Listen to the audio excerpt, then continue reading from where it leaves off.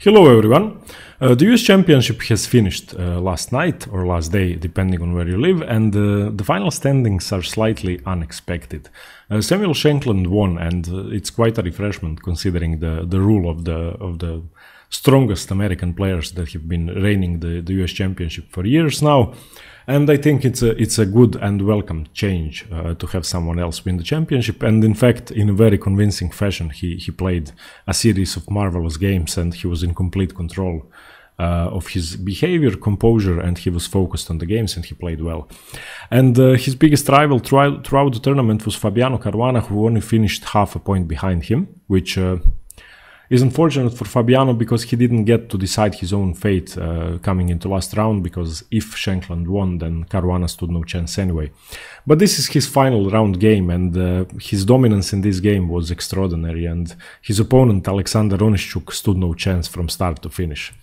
Fabio opened with pawn to e4, we have e5, knight f3, knight c6, bishop to b5, the Ruy Lopez or the Spanish game, and after a6, bishop to a4, knight to f6, this could still go into the closed Ruy Lopez, it could still go into the Marshall, but after castles we have b5, which is a line in the Morphy defense of the Ruy Lopez, which often leads to the Archangel variation of the Arkhangelsk variation, named after a Russian city it was devised in. So after bishop to b3, the bishop retreating, bishop to b7 is now the Archangel variation, and what Black is doing is he's trying to get his bishops to the most active diagonals early on at the start of the game and pressurize white, and not give him complete control of the position as in some closed Ruy Lopez lines. From here on, Fabiano continues with the most often played move, d3, solidifying his e4 pawn. We have bishop to e7. Now far more active was to play bishop to c5, but that actually would bring a lot to Black. But he could have tried it. After bishop to e7, we have rook to e1, developing castles, a4. A slightly more common idea would be knight b to d2, but it can be played afterwards, and this is provoking a weakness on the queen side, which is usually where Black is most active in the Ruy Lopez. Now after rook e8, knight b to d2, and bishop to f8. Once again, more active was to play bishop to c5, and he could have played it, pressurizing f2, but after c3, knight to g4, white would simply play rook to e2 and stand okay. So this bishop is active here, but it doesn't provide anything in the defense of the king, which could be pressurized easily after knight to f1, knight to g3, and knight coming to f5, especially because the light squared bishop is no longer controlling the square f5 after d6. So this is a common plan in the Ruy Lopez for white, and the biggest downside of the Archangel variation, because the bishops are no longer controlling the key squares around the king. And that's why Alexander Onischuk went for bishop to f8, which is far more defensive. Knight to f1, Caruana is continuing his common Ruy Lopez plan to transfer the knight to g3 to control the king side. Knight a5, attacking the bishop, and now bishop to a2. In this position, Onischuk didn't take the pawn. If he did, the position would be almost strategically losing, but because this is wasting too much time. If he took ba4, then bishop to d2 attacking the knight, c5 defending the knight with the queen, and now knight to e3 would create a lot of threats in Black's position. Of course, you can see that f5 is weak, d5 is weak, c4 is weak, and Black has no activity for his pieces. This bishop is useless, this bishop is useless. So this would be far more active for Caruana, and in fact completely winning immediately. That's why after bishop to a2, Onischuk played d5, striking in the center, getting some central counterplay.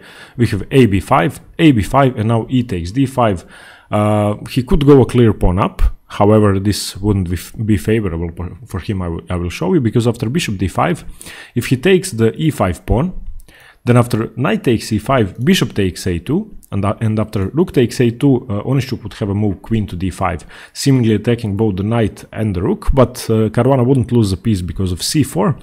But after bc4, knight takes c4, knight takes c4, rook takes a8, rook takes dc4, queen c4, you can see that the position is completely equal. Both sides have 4 pawns. The pawn structure is also completely symmetrical apart from these 2 pawns, which would easily be exchanged. Both sides have a queen, rook, bishop, and knight, and this is a draw. And Caruana, of course, had to win if he wanted to stand a chance at the championship title. So after bishop d5, he played bishop to g5, pinning the knight, which is a far more active move, and actually a move which keeps the advantage. Now we have bishop a2, rook a2, e4. advancing the pawn and deciding to lose it in a different fashion. It still loses the pawn, but this is just much safer for Caruana. And this position is now strategically winning because he will be material up in a very safe position with the king completely safe on g1. He now plays bishop f6, queen f6, and now rook e4, grabbing a pawn safely. Of course, the b2 pawn is defended by the rook, so everything worked out perfectly. Onischuk takes, rook e4, d4, now rook to d8, queen to e2, still defending the e4 pawn. Now knight to c4 was played, double attacking the b2 pawn. Caruana simply defends with pawn to c3. We have bishop to c5, putting some pressure on f2, but it's pretty insignificant in this position because there's no way to achieve enough pressure. And Caruana simply plays rook to a1, solidifying his position, defending the back rank, and freeing up the queen from moving. Of course, if the queen moves, firstly, the b2 pawn could fall, but the most important factor is that the black rook could come to d1 and then white would be in a lot of trouble. Now Onischuk makes some luft for the king with g6. Better was to play h6 because it took away the square from the knight as well, but this is okay too. e5 now by Caruana. Queen to c6. Knight to g3, getting his knight finally in the position. And okay, the benefit of g6 is that the knight can't come to f5, but it can come to e4, which is perhaps even a more active square because from there it can control f6 and also attack the c5 bishop. Now we have rook e8, stopping that idea because now if knight e4, then simply knight takes e5. Now b3. Oh, but this, I don't think this works actually. Wait, knight to e4, knight takes e5, knight to f6, check. Queen takes f6. Yes, it would work because the queen would defend the knight. So the queen is defending f6. It would work for now. So knight e4 is not an option. Caruana played b3, forcing the knight away. Knight to b6, and now rook to a5, double attacking the b5 pawn. And this is now just busted. Onischuk is about to lose the second pawn and there's nothing he can do about it.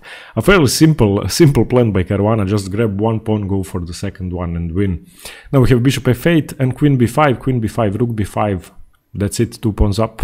Thanks very much. There's nothing black can do to survive this position because he will easily gain a passed pawn on the queen side and make a queen. So after rook a8, Caruana just has to make luft for his king. He plays h4.